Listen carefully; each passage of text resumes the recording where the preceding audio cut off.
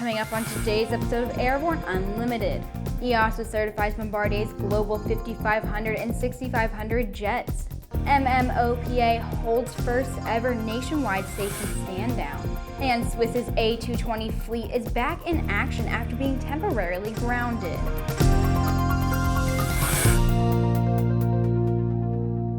Happy Friday and welcome to the show. I'm Sophie Hurlock. EASA certified Bombardier's Global 5500 and Global 6500 business jets, validating the requirement for the aircraft's operation in the European Union. This certification comes on the heels of Transport Canada's certification and entry into service back on September 30th.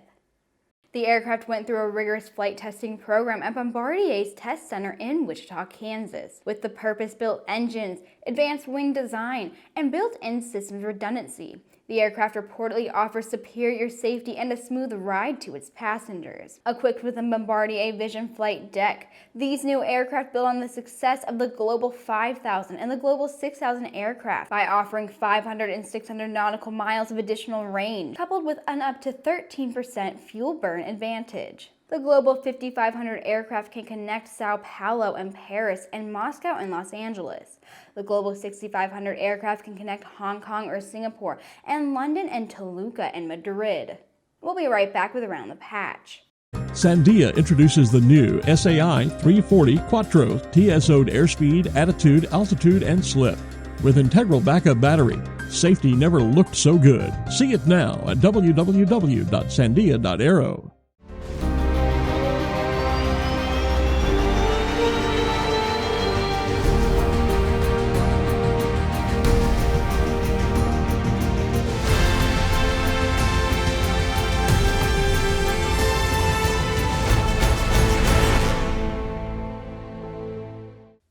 Welcome back. Let's take a quick look at news flying out of the aviation industry. It's time for today's trip around the patch.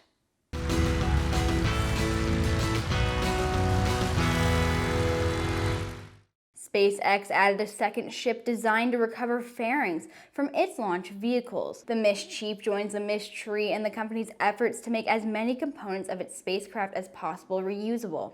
Collecting the multi-million-dollar fairings which protect payloads during launch has proven to be problematic.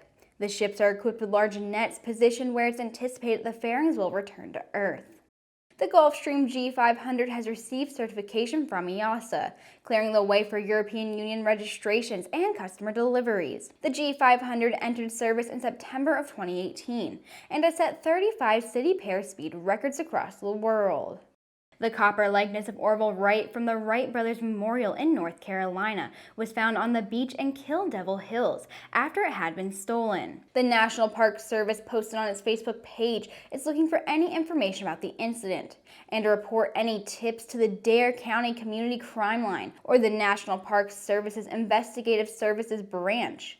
We'll be right back with the rest of the news.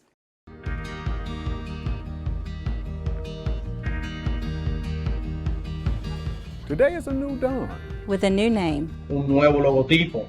A new factory. Und einen globalen Kundenfokus. We are Continental Aerospace Technologies, and we stand behind you.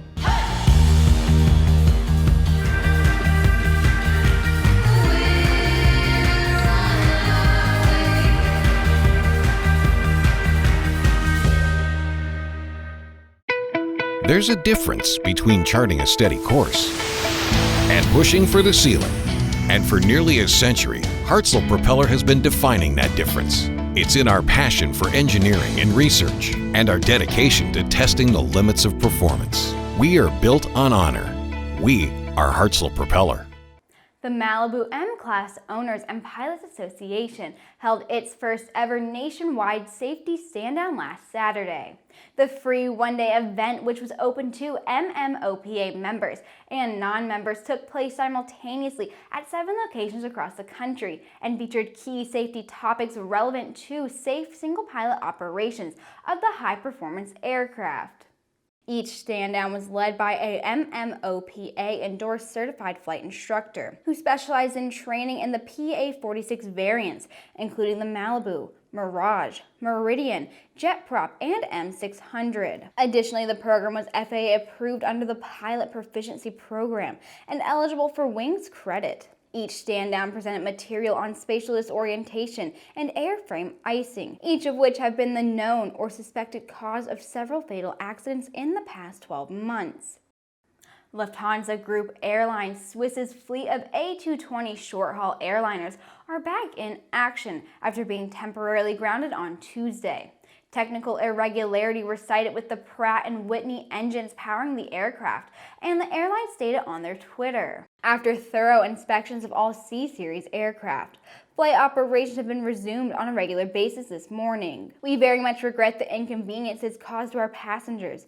Customers in need of further assistance may contact our service team anytime. Swiss is currently the largest operator of the A220, operating 20 A220-300s and 9 A220-100 airplanes. The carrier's A220s have experienced multiple incidents in the recent months. Back in July, a Swiss A220 suffered from an uncontained engine failure while flying over Paris.